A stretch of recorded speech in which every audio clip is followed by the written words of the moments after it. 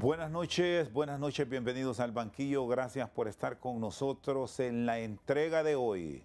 Seguimos hablando de política, pero con una perspectiva que no involucra políticos directamente, más de un análisis de lo que está pasando en el territorio nacional, de la discusión que tienen. Son dos partidos políticos, pero el tercero en discordia entra en este complejo momento de la política hondureña por la participación del Consejo Nacional Electoral y del Congreso Nacional. Porque en estos dos entes que tienen que ver mucho con política, más allá que en el órgano electoral nos trasladaron la idea que íbamos a tener consejeros independientes, ha quedado descubierto que siguen dependiendo de los políticos. ¿Cómo salir de esta encrucijada que quizás se puede comparar con los acontecimientos de 1985, con la opción B, pero ahora vamos más allá, porque es de tripartidismo el asunto? Nuestras invitadas de hoy tienen que ver mucho con historia, sociología y derecho constitucional. La doctora Ruth Lafos, ¿qué tal está? Bienvenida. Buenas noches, gusto saludarla, doctora. Buenas noches. Es un placer estar en su espacio y también un placer compartirlo con la doctora Julieta Castellanos. Y gracias, esperemos poder dar luces con esta crisis que estamos pasando, es profunda, y creo que hablar del tema es siempre bueno, siempre que haya luz sobre los hechos que estamos viviendo. Entonces, en el transcurso de su programa, esperemos pues que lo logremos. Doctora Julieta Castellanos, buenas noches. Siempre es un gusto saludarla. Muy buenas noches, estimado licenciado García y estimada doctora Lafos. También un gusto estar con ustedes en momentos difíciles para el país, donde vemos que las crisis son cíclicas, que los actores son los mismos y por los mismos propósitos nos llevan a estas crisis, y tratar de ver en perspectiva los escenarios posibles y a dónde pueden conducirnos con estas actitudes y estas decisiones que tienen que tomar los dirigentes de estos partidos políticos. Muy bien. ¿Por qué me plantea, doctora Ruth Lafos, que estamos en una crisis profunda? Pues mire, todo es conocido de que hemos tenido procesos electorales complicados en la historia de nuestro país. La estructura normativa, el diseño normativo del Consejo Nacional Electoral es precisamente para reflejar lo que hoy estamos viviendo. Sin embargo, para mí los quiebres que han venido debilitando la democracia han sido dos, por hacer un resumen, que es el problema institucional que tuvimos en el 2009 y el otro quiebre que es sobre la reelección de un presidente en funciones. Entonces, la democracia no se destruye con un solo acto. La democracia se destruye paso a paso. Y para no redundar y ver el pasado, podemos visualizarlo en el periodo de este año que tenemos. Por ejemplo, lo que pasó en las elecciones primarias con relación a la logística de las diferentes cajas, de las urnas y los centros de votación, al no cumplir con las obligaciones constitucionales de un ente militar. Ese ya es un acto de deterioro de la democracia. Una carta donde se le señala a la institución de que no se le va a dar el resguardo necesario para la seguridad personal como de la institución misma, es un acto de intimidación. El hecho de haberla llevado al Congreso Nacional también es un acto de intimidación. Entonces, si bien es cierto que en el pasado ha habido fraudes, los fraudes han sido los comunes, los tradicionales, que de alguna manera los aceptamos o los normalizamos. Sin embargo, hoy, en este momento, se ha encrudecido la crisis porque hay elementos tanto internos que socavan y debilitan al Consejo Nacional Electoral como los exógenos. Entonces, todo es como un juego de soberanía, de poder político, de un proyecto ideológico que está debilitado, ha perdido solidez, y también un elemento importante que normalmente no se ha tocado, que es el crimen organizado y el tráfico de drogas que está dentro de la estructura estatal. Entonces, cuando nosotros pretendemos analizarlos, tenemos que ver el contexto, qué es lo que pasa desde adentro, cómo es que se debilita, cómo se va desmantelando la institucionalidad, especialmente la Constitución de la República, y cómo se desmantela desde una narrativa que más que gane una candidata determinada, es que el proyecto ideológico pueda tener resultados efectivos. Hay un punto que me llama la atención con estos elementos como el crimen organizado, el tema de la seguridad, que de pronto con todo este conflicto político los hemos ido dejando de segundo lado. Así es. El tema de la economía, cómo tenemos la economía hoy en día. Y aquí sumo otro factor que se ha venido manejando con insistencia a nivel de diferentes comparecencias. Hay actores externos involucrados en todo este proceso político, doctora. Mire, para ponerle uno puntualmente, el cambio abrupto sobre un análisis jurídico, sobre posiciones, sobre resoluciones que se han tomado en el Consejo Nacional, le demuestra a usted que una persona puede cambiar de conciencia jurídica y está dentro del Consejo Nacional Electoral. Entonces, ¿qué nos indica ese cambio abrupto? Y la pregunta podría ser, ¿fue conciencia jurídica? ¿Fue por ética política o moral política? ¿Fue por un cambio en la normativa? No, nada de eso, pero sí cambió el contexto político. Entonces, eso le da a entrever y le refleja a usted que no solo la institucionalidad formalmente expuesta en una normativa constitucional, existen sectores fácticos que mandan más que la institucionalidad misma. Y es por ejemplo, se visualiza y se dice, y creo que la doctora lo ha dicho claramente, sobre una persona determinada, que es el señor Carlos Flores Facusé. Entonces, ese es un poder fáctico que decide más que la institucionalidad misma. Y lo vimos reflejado en ese cambio abrupto de una de las concejales. Pese a que las decisiones en el pasado fueron tomadas de la misma manera que hoy están criticando y que expuestas en una nota dice que ya no son las correctas. Doctora Julieta Castellanos, bienvenida, buenas noches nuevamente. ¿Qué refleja esto a la sociedad? Que es al final la que tiene la decisión y en este caso un segmento de ella como elector. Anima a ir a la urna, desanima por la incertidumbre, por la interrogante que hay en miles de hondureños de cara al 30 de noviembre.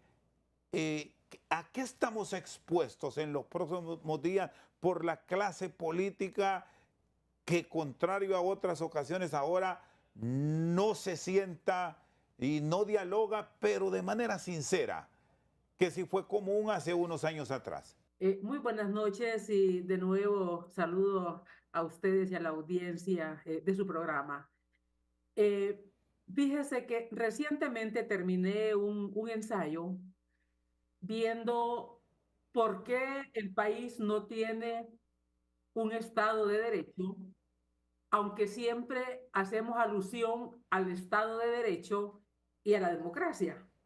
Y revisando, llegué hasta los años 70, que es el precedente al retorno a las elecciones de 1980. Y lo que encontramos en las crisis es realmente lo que ha dicho, o parte de lo que ha dicho la doctora Lafosse. Primero, es un conflicto de grupos de poder. Fíjese que en el país no son las masas las que crean los conflictos políticos o sociales. Los que crean en este país los conflictos son las élites políticas. Y hay una constante y es controlar el poder y continuar en el poder. Esa fue la crisis de 1985, cuando el presidente Suazo Córdoba quería extender 2 años su periodo, argumentando que había sido electo con la Constitución de 1965, que era un mandato de 6 años, cuando habíamos tenido una nueva Constitución en 1981, ya aprobada, 82. Luego, el 2009 es el mismo motivo: quedarse en el poder, controlar el poder, como sea, con métodos ilegales, violentos y al margen de la ley. Y en este momento, bueno, el presidente Juan Orlando Hernández extiende su periodo también mediante una interpretación a la Constitución, y no lo extiende, no, que tiene 2 periodos, aun cuando era un artículo pétreo, y se van con una interpretación de la Constitución por la Sala Constitucional, y para eso, previo, la Sala fue destituida y hoy tenemos que pagar millones por ese acto. Y luego, en este momento, los mismos actores del 2009 los tenemos reeditando una crisis. ¿Cuál es el motivo? Quedarse en el poder, controlar la institucionalidad. Entonces, la constante es unas élites que no son democráticas, que las elecciones las quieren nada más para legitimar el poder, pero en realidad no, esto no podemos llamar estrictamente democracia. Primero, porque no hay un respeto a los poderes republicanos, a los 3 poderes. Hay una supremacía del poder ejecutivo, que quiere controlar, y del partido que gobierna, que quiere controlar y controla los otros poderes del Estado. No se respeta la normativa, hay impunidad, porque ningún acto, ni del 85, ni del 2009, ni del 2012, cuando se reforma la Constitución, ahí hay una sentencia de la Corte Interamericana que es reparativa, pero no hubo una sanción punitiva civil o criminal a los que hicieron esa extensión del periodo o habilitaron la reelección, y hoy estamos en la misma condición. Entonces, ¿qué tenemos? Lo que ya decía la doctora Lafosse: personas por encima de la ley, intocables. Eso es lo que ha construido nuestro sistema político. Personas intocables que creen que el Estado les pertenece, que el partido les pertenece, y que cuando vamos a elegirlos, les damos todo el poder para que actúen a su discrecionalidad. Por eso tenemos presidentes o presidentas que no se sonrojan ante el nepotismo, que lo ven normal, que no se sonrojan de andar dando lo que no es de ellos, haciendo campaña con lo que no es de ellos, con lo que son nuestros impuestos, y tenemos una ciudadanía pasiva que, en cierta forma, el recurso que tiene es el de ejercer el sufragio.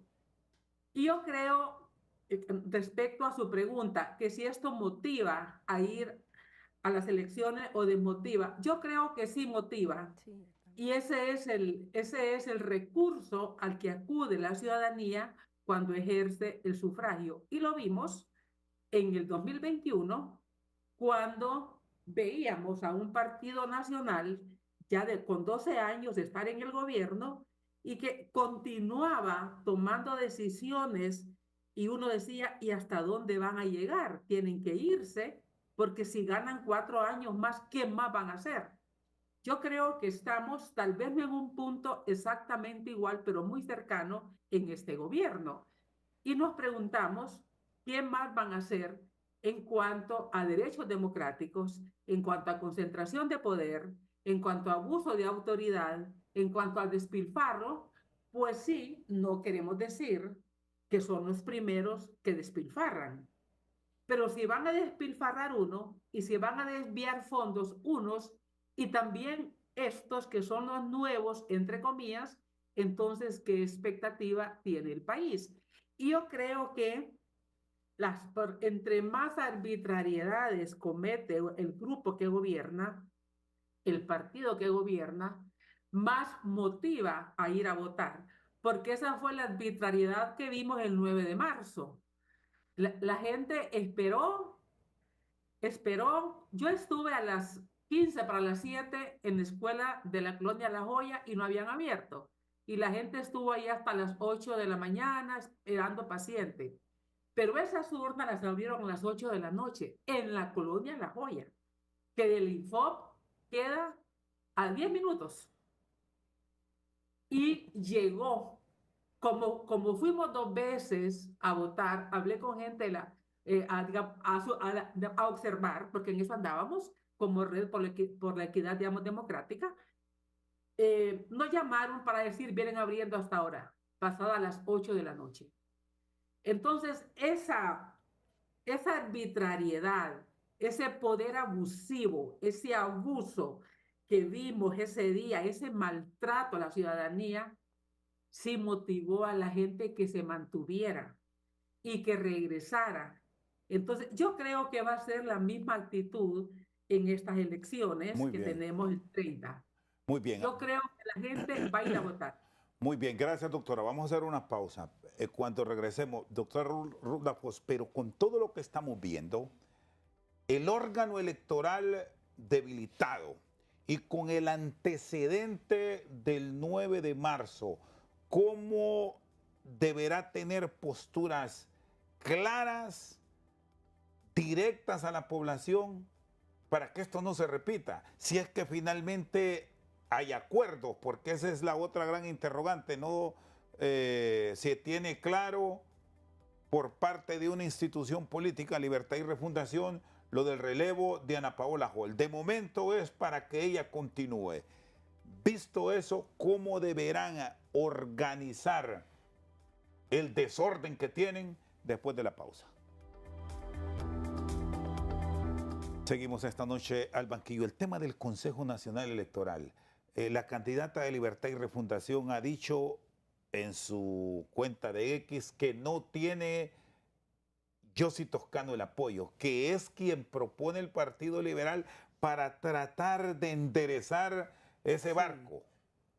¿Qué advierte, doctora? Y el análisis constitucional de las decisiones que pasan por el ente. Sí, recordemos que, como decía la doctora, ahorita lo que tenemos, Rosendo, es la construcción de un aparato de poder estatal concentrado. Eso tenemos que tenerlo claro, a través de un partido denominado libre. Eso quiere decir que toda la institucionalidad, llámese Fuerzas Armadas, llámese Policía, llámese Ministerio Público, llámese Congreso Nacional, que hoy prácticamente es una dictadura, y llámese Poder Judicial. Entonces, esa concentración de poder le permite al gobierno, al partido oficial, el control o el dominio excesivo partidario sobre el proceso electoral. Esto ha permitido dos cosas antes de darle la respuesta a su pregunta. Una, que les está señalando de manera clara que su representante, en principio, el señor Marlon es verdad. Marlon Ochoa. Marlon Ochoa se ausenta de las convocatorias para formar el pleno, señalando que es ilegal por un asunto que en realidad no es el problema de definir qué se entiende por consenso o por unanimidad o que las resoluciones son por mayoría. Su ausencia simple y llanamente es un obstáculo y ese es el mensaje que manda el partido de gobierno. Y el otro escenario es que también el mismo poder del Estado, la institucionalidad cooptada como tal, el cambio abrupto de una concejal. ¿Qué queda en el camino? Una persona de concejal. Bueno, esa persona, ¿qué podría reflejar? Bueno, entereza, firmeza, está firme en sus declaraciones, es coherente con lo que ha dicho y con lo que ha hecho. Entonces, ese bastión está ahí. Y de alguna manera habría que apoyar o rescatar todo lo que nos pudiera expresar estando en el cargo. Ahora bien, frente a una renuncia de una figura jurídica que no existe, como es la renuncia condicionada, es simple y llanamente no estoy renunciando. Ella sigue siendo concejal y está en la obligación, si es convocada, a formar el pleno y tomar decisiones que fueran del caso. Es decir, si por su análisis pasa, doctora, el Consejo Nacional Electoral se convoca hoy y hay que reunirlo. Y hay que reunirlo. Y si ellos no se reúnen, su ausencia es injustificada. ¿Y qué nos refleja? ¿Qué nos dice? Yo mando aquí como poder partidario y como dominio concentrado de poder de toda la institucionalidad. ¿Por qué? ¿Por qué lo quiero hacer? ¿Cuál es lo que yo quiero conseguir? ¿A quién se debilita o a quién es que le ayuda o que lo fortalece? Simple y llanamente al que pudiera tener obstáculos cuando se refleje el voto real del pueblo. Simple y llanamente. Si trasladamos todo eso en resumen, porque no tenemos tiempo, esa complejidad del deterioro de la democracia desde adentro, que lo permite el diseño estructural de la ley electoral, permite que se reflejen estas crisis. Y para hacer un paréntesis, Rosendo, solamente hay varios controles, pero uno principal que en este caso debe ser rescatado, es que las concejales, el Consejo Nacional Electoral y los diputados del Congreso y nosotros tenemos que saber que la ley está del lado del pueblo, del que va a ejercer el 30 de noviembre su autoridad para decir quiénes son sus diputados, quiénes es su presidente, quiénes van a ser su alcalde. Entonces, si la decisión ha sido tomada para la verificación de las actas por unanimidad y la posterior por mayorías en cuanto a la manera o las fases del conteo de votos de un acta física, la pregunta es, ¿por qué el que tiene el poder, el que concentra el poder, el que está estatuido como estructura institucional, boicoteando el Congreso Nacional, no quiere la verificación? ¿Cuál es su trascendencia? ¿Por qué no la quiere? El voto es físico, el acta es física. El escaneo que pasa al centro de información o de verificación, la pregunta es, si la ley les dice que las actas tienen que ser verificadas cuando éstas presenten anomalías o inconsistencias, como las quieran llamar, tienen que verificarse. La ausencia de verificación es sinónimo de fraude. Y si ya ellos habían tomado, incluyendo al partido de gobierno, que se hiciera, porque el voto es físico, frente a los 3 partidos políticos, frente a los observadores electorales, nacionales e internacionales, frente a un acto público controlado, ¿cuál sería el problema? ¿Cuál es lo que yo quiero lograr si se omite la verificación. Entonces, una de las candidatas del partido oficial dice que ellos no van a dar el voto para que se nombre al señor Toscano. Es otro obstáculo, ya lo está anticipando. Ellos no van a doblar el brazo para que la verificación siga adelante, porque su proyecto político no basta que una candidata del partido gane, va implícito a que su proyecto ideológico permanezca en el tiempo.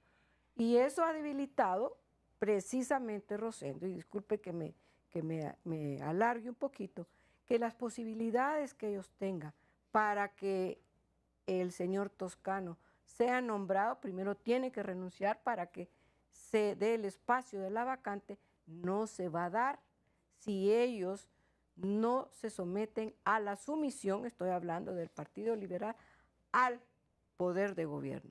Sin embargo, obviamente que las negociaciones no necesariamente tienen que ser de sumisión a un poder, ya sea poder fáctico económico o poder fáctico político o la institucional reflejada en este poder de dominio en el Consejo Nacional Electoral. Lo veo muy difícil. Bueno, habla de negociaciones la doctora Ruth Lafós y los políticos, viendo todo el recorrido de la doctora Castellanos, hablaba de un análisis desde el 70. Partamos, citemos del 80 también para acá como más fresco. Siempre se han terminado llegando a acuerdos. Aquí tenemos límites. El 29 de julio deberá definirse sobre la transmisión de resultados electorales preliminares, que es todo el problema planteado hasta hoy.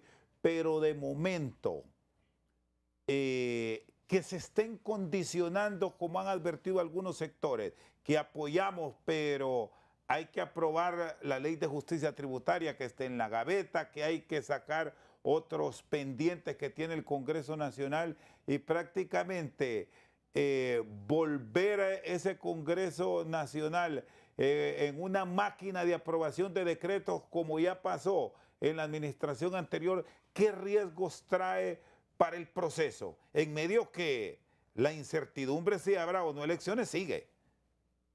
Doña Julieta. Bueno, en principio yo he estado pensando esa capacidad de autoflagelación del Partido Liberal es impresionante. Es un partido golpeado desde sus entrañas, desde adentro, desde a quienes les ha dado el partido la máxima representación política en este país, como son dos expresidentes. Es impresionante cómo en realidad hay esa desafección al partido y prevalece el interés personal particular. Eso por un lado. Fíjese que había un conflicto hasta la semana pasada, antes del 16. El conflicto estaba en el Partido Libre porque su consejero en el CNE no asistía y tampoco asistieron las dos consejeras suplentes. Dijeron que no iban. Pero hábilmente, y esa vez planificado, la consejera Ana Paola Hall, creo que fue el 16, si no recuerdo mal, dice que pone su cargo a disposición y le pasa el problema al Partido Libre, pero además debilitándolo profundamente, porque el Partido Liberal estaba con la consejera Hall le pasa el problema al Partido Liberal, porque el Partido Liberal venía en una buena posición o está en una posición buena, hay que ver cómo sigue, pero ahora quien tiene que resolver ese problema es el Partido Liberal, porque está a punto de quedarse o de perder su representante y que el Libre ponga a alguien que ellos decidan, porque el Libre es el gran elector en esta coyuntura. ¿Por qué es el gran elector? Porque Libre, sin tener mayoría en el Congreso y siendo digamos, el Congreso tiene 3 grupos grandes, son 4 minorías prácticamente, y Libre digamos, es la minoría más grande, pero no llega a los 65, pero tampoco la oposición llega a los 86. Entonces, tienen que dialogar, tienen que llegar a acuerdos. Lo que uno supone es que no lleguen a acuerdos para la impunidad, que no lleguen a acuerdos para distribuirse el país, que no lleguen a acuerdos para sus beneficios personales o familiares, sino que los acuerdos sean para los temas de país. Y este acuerdo, doctora Castellanos, y este acuerdo es tripartito, involucrarán al Partido Nacional por lo complejo de la situación y por asunto de decisiones en el Consejo Nacional Electoral y en el Congreso Nacional, o solo es de Libre y Liberales. No, es que sin el Partido Nacional tampoco pueden hacer nada. O sea, al final entran los tres en discusión. Es que tendría que ser así. Fíjese que yo estaba escribiendo mi análisis para publicarlo, los que publico de forma periódica, pero no había completado el panorama y yo estaba planteando una hipótesis o una tesis que el Partido Liberal no se iba a ir solo a un acuerdo con Libre porque era pagar un costo muy alto, que Libre iba a buscar un acuerdo entre los 3 partidos políticos. Y la verdad que en este momento el Partido Nacional ha evadido o lo han sacado, no está expuesto. Quienes están en el problema es Libre y los liberales. Por supuesto que una salida no es posible sin el Partido Nacional, a menos que el Partido Nacional, por otras vías, lo extorsionen y se haga a un lado. Esa es una vía, porque tenemos unos partidos políticos y unas dirigencias políticas extorsivas, transaccionales, pero que no transan con el diálogo, sino que transan negociando y transan teniendo al Ministerio Público como un instrumento coercitivo. El CNE ha estado bajo ataque, obviamente, bajo ataque inclusive la presidenta Castro cuando se refiere a lo que expresó la consejera presidenta de que habían problemas con el proceso electoral y ella dijo, bueno, prácticamente si alguien que no es capaz que renuncie, lo mismo dijo la candidata oficialista, el jefe de Estado Mayor Conjunto ha estado también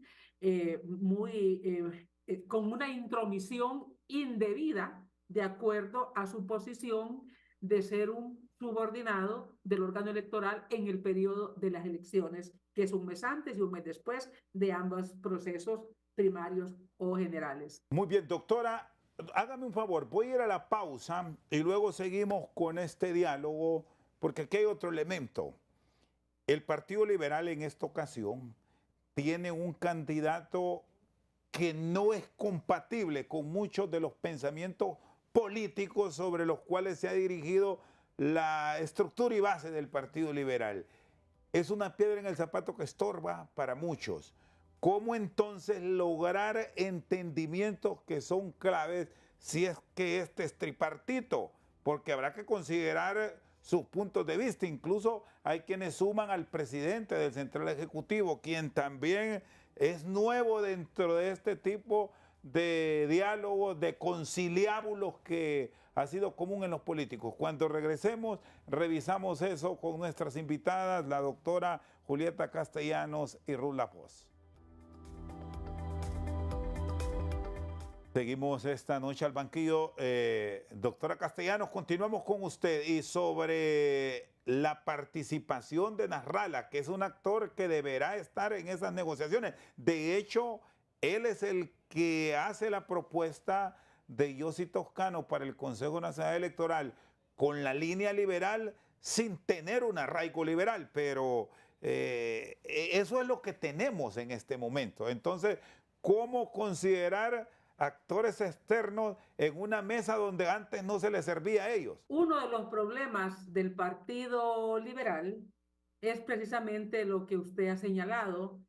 Es un partido que sus dirigentes internos, probablemente por el conflicto, por el choque entre liberales, el 2009, parte de sus dirigencias se van para Libre.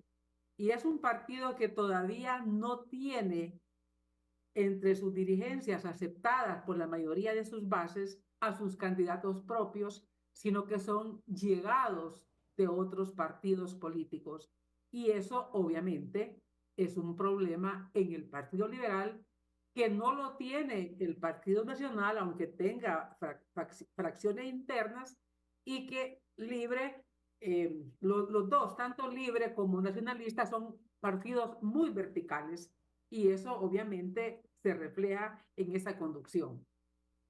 Hay versiones que plantean que precisamente eso es parte del problema, que el candidato Narrala es un candidato incómodo para estos grupos de poder en el Partido Liberal, sobre todo ese grupo que no está en el central ejecutivo, pero que decide en el partido, y tampoco es un presidente o un candidato cómodo, o mejor dicho, es incómodo para el Partido Libre. Y ellos preferirían a otro candidato. Esa es una de las versiones. Pero en la medida que al candidato Narrala le pongan más obstáculos y traten de interferir en su candidatura, creo que lo capitalizará positivamente. En este sentido, ahí hay un problema porque hemos oído al presidente del Central Ejecutivo decir no vamos a negociar. Y hemos escuchado a otros dirigentes decir lo mismo. La pregunta es, ¿cómo van a lograr los votos que necesitan? Lo que se supondría es que no deberían negociar retrocesos democráticos. En todo caso, los acuerdos deberían de ser para avanzar en construcción democrática, pero no hemos tenido un gobierno, pese a todas las promesas que hicieron, donde hay avances democráticas. Y lo más probable es que el Libre sea el que coloque su agenda, los temas que usted ya ha planteado. La ley tributaria, que han querido estarla digamos, aprobando, que probablemente sea un tema muy importante para Libre, porque es donde van a sacar recursos para seguir haciendo su campaña, digamos, populista y andar, digamos, repartiendo como lo han hecho hasta ahora, porque básicamente lo que ha hecho Libre es repartir prebendas. Pero aquí no ha habido reforma del Estado, aquí no ha habido más transparencia, aquí no ha habido combate a la corrupción, no han cumplido con las promesas de campaña porque su objetivo es quedar bien con la gente y entre más pobres hayan, pues mejor porque entregan más. Lo que pasa es que están entregando dinero de préstamos nada más. Préstamos de los bancos internacionales, pero esos préstamos habrá que empezarlos a pagar y se va aumentando la cuota para pagar la deuda y se va disminuyendo la capacidad de pago. Por eso entraron al CAF. Entonces, en este sentido, ¿qué van a negociar? ¿Va a tener la oposición capacidad de colocar la agenda? Si fuese una agenda más democrática, yo lo dudaría, porque el problema es que el Partido Nacional es un partido vulnerable por los casos que tienen en los tribunales. Ese es la principal debilidad. Y en la medida que estos partidos estén integrados por personas con casos judiciales, obviamente que eso le favorece a Libre. Ellos no están interesados en resolver esos casos porque se les termina con qué negociar. Igual es cuando un dirigente de un partido tiene bienes incautados.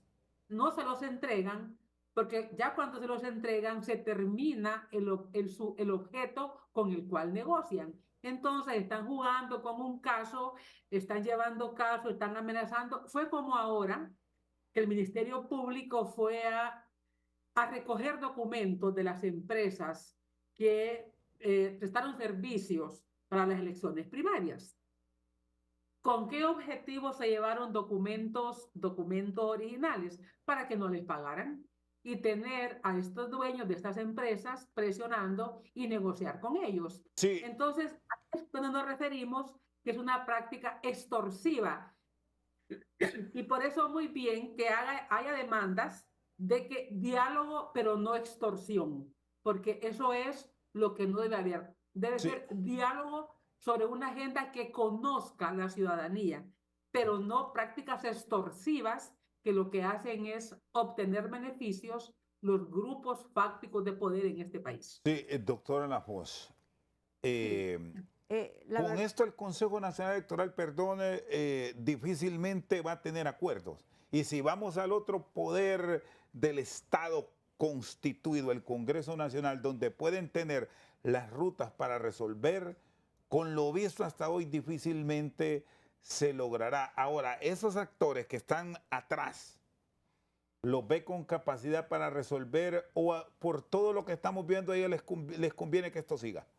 Mire, en esta negociación, la negociación sin condiciones es prácticamente que se rinde, es una rendición de un partido, donde ¿Y cuál se rendiría primero? el Partido Liberal en este caso, porque es el que está en el juego, porque está fraccionado. Yo le hablaba anteriormente sobre la identidad partidaria, y esto tiene que ver mucho con la identidad partidaria, sobre cómo se juega que un candidato que no era del Partido Liberal hoy lo sea. Pero más que eso, usted la va a entender que en realidad en el Congreso Nacional no van a ser los votos de los diputados los que van a decidir que el señor Toscano sea electo. Esos votos están condicionados a que el poder económico que manda actualmente dentro del Partido Libre y dentro de la institucionalidad nuestra y el poder político son los últimos que van a decidir si esta negociación se lleva a cabo sometiendo de manera directa al Partido Liberal. Entonces, si hacen negociaciones sin condiciones, es como prácticamente rendirse. Ahora, la pregunta es, si en un Congreso Nacional, que es obvio que tiene como instrumento de poder político al Ministerio Público, donde utiliza la información prácticamente para someter a los que, comillas, podrían tener delitos de corrupción, es prácticamente decidir, es decir, un fiscal calla frente al abuso de poder y habla cuando se le manda. Entonces, ese es un elemento sumamente importante que se va a utilizar para doblegar a la oposición, llámese nacional, llámese liberales, para poder lograr llegar los votos. Sin esas condiciones, difícilmente podremos lograr restablecer el cronograma electoral. Muy bien. Vamos a la pausa. La doctora Ruth Lafos y la doctora Julieta Castellanos con nosotros al banquillo. Ya volvemos. Seguimos esta noche al banquillo. Antes de cerrar con la participación de Ruth Lafos y Julieta Castellanos, el analista político Héctor Soto, esto es lo que nos compartió de un análisis también presentado este día.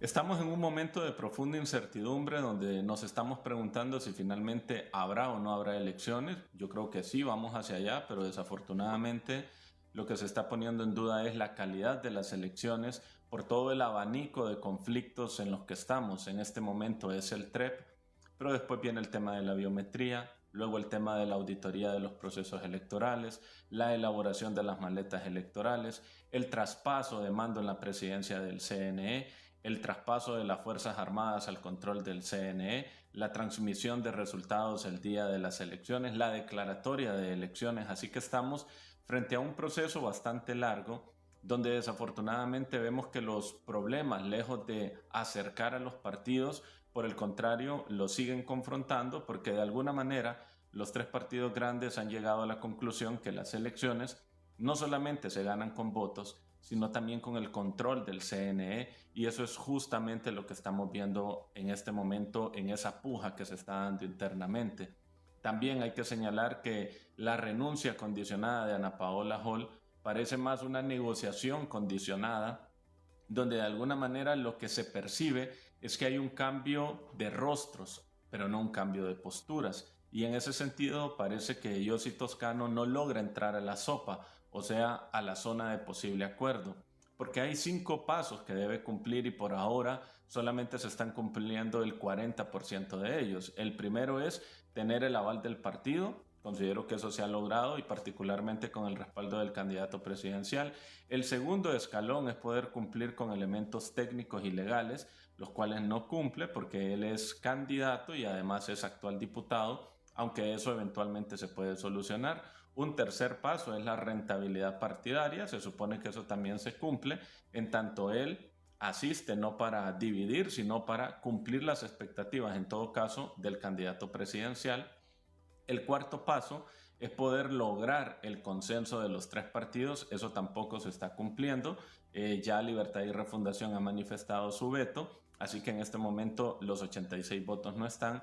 Y finalmente el último punto es poder avanzar hacia una legitimidad nacional, y hay que decirlo, el gran elemento de conflicto es el TREP, y en este momento no sabemos cuál es la postura de Yossi Toscano, no sabemos si su postura es mantenerse cercano al alineamiento del Partido Nacional y mantener el conflicto ya existente antes de todo esto, o hacer un giro de postura e intentar destrabar el tema. Así que en gran medida las elecciones están en juego. Creo que el Congreso Nacional hizo un buen trabajo aprobando de manera temprana el presupuesto para que los políticos tuvieran suficiente tiempo para hacer las cosas bien, pero parece que con estas trabas vamos a tener muy poco tiempo para potencialmente hacer las cosas mal. Creo que habrá elecciones, pero lo que sin lugar a dudas no se puede discutir es que vamos a unas elecciones precarias, de baja calidad, sin base tecnológica, y a unas elecciones muy al estilo de la década de los 90,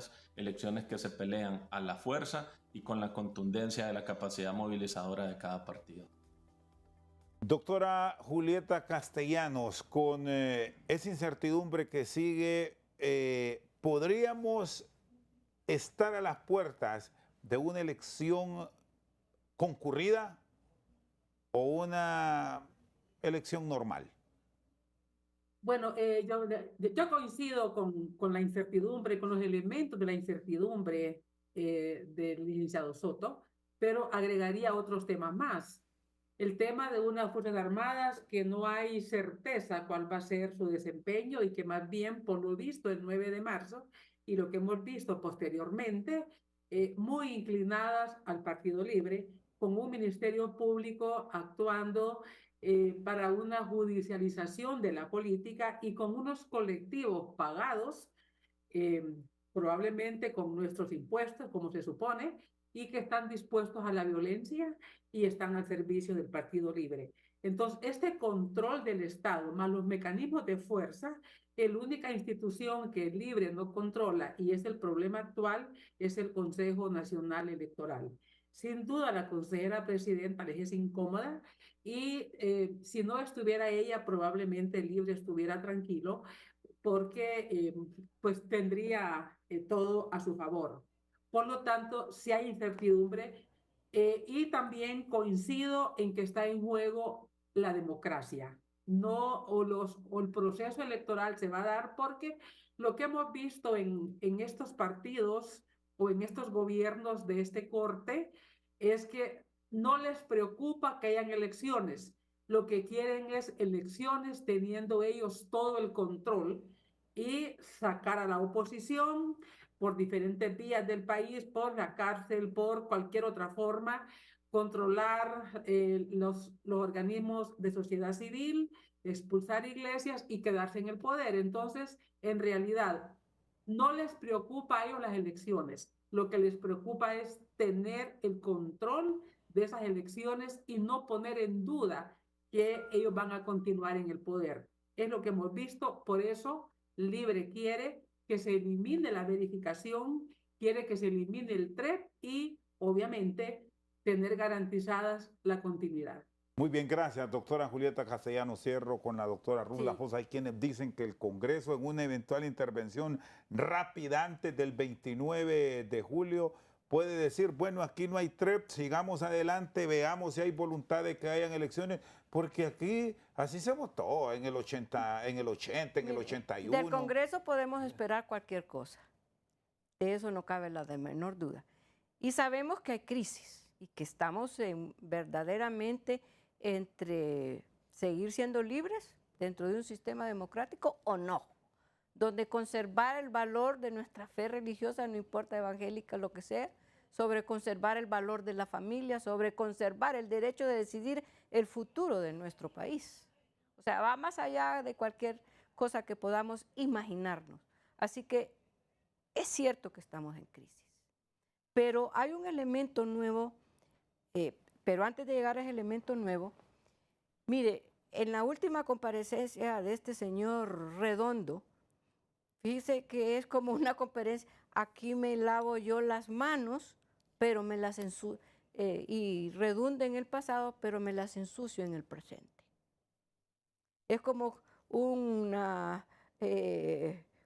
testimonio de salmos de redención. Usted no puede instrumentalizar el pasado, que ya todos lo conocemos, que no es lo mejor, la impunidad, el abuso de autoridad y todo eso, pero de lavarse las manos para decir que en el pasado hubo problemas y sin cuestionar la corrupción del presente, le quita toda legitimidad, ética y valor moral para decirlo.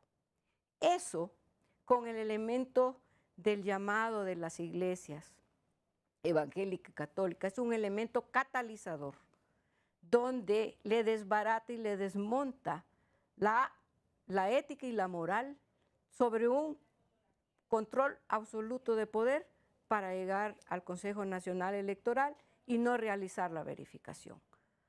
Eso le demuestra a usted que entre la mezcla del civismo y la parte espiritual va a poder lograr que incentivar el sentimiento de civismo y el sentimiento de obligación cívica de ir a votar masivamente. Van a estar mucho más incentivadas la ciudadanía frente a esta corrupción política de querer controlar de manera absoluta desde el punto de vista institucional, desde el punto de vista de poderes fácticos y desde el punto de vista del poder legislativo en este momento. Doctora, le agradezco su tiempo.